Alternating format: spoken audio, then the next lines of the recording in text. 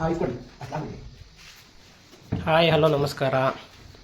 ನಾವಿವತ್ತು ಹುಡ್ ಡೋರ್ನ ಯಾವ ರೀತಿ ಫಿಟ್ಟಿಂಗ್ ಮಾಡ್ತೀವಿ ಅನ್ನೋದನ್ನ ಈ ವಿಡಿಯೋದಲ್ಲಿ ತೋರಿಸ್ತಿದ್ದೀವಿ.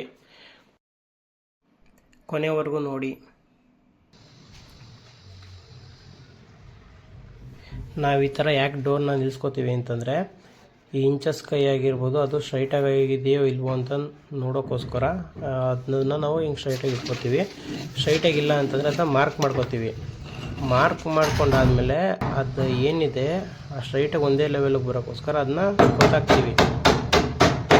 ನೋಡಿ, ಈ ರೀತಿ ಗೊತ್ತಾಗ್ತೀವಿ ನಾವು.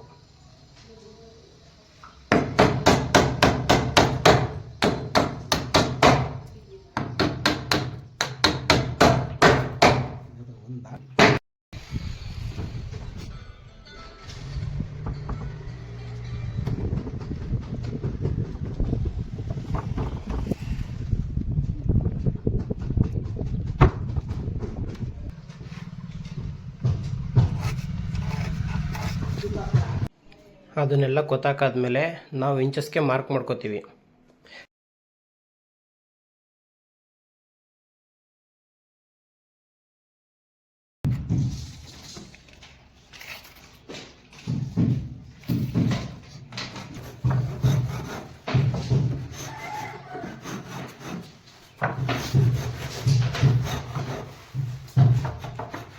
ಇಂಚಸ್ಗೆ ಮಾರ್ಕ್ ಮಾಡ್ಕೊಂಡಾದ್ಮೇಲೆ ಇಂಚಸ್ ಒಳಗಡೆ ಕೂತ್ಕೊಳ್ಳೋ ಒಂದು ನಾವು ಶುರು ಮಾಡ್ತೀವಿ.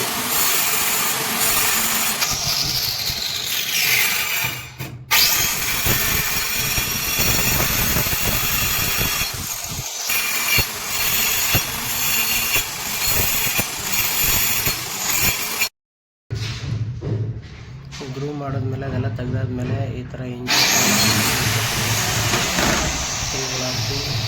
ಮಾಡ್ತೀವಿ.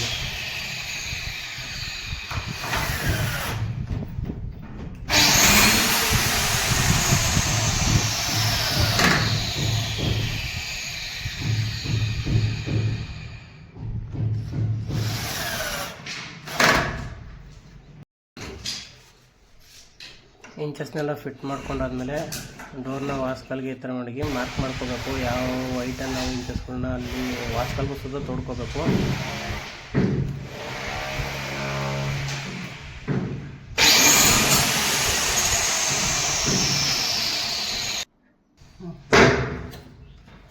ನೋಡಿ, ಈ ರೀತಿ ವಾಸ್ಕಲ್ಗೆ ಮಾರ್ಕ್ ಮಾಡ್ಕೊಂಡು ಇಂಚಸ್ ಸೈಜ್ ಅಂತ ತೆಗಿಬೇಕು.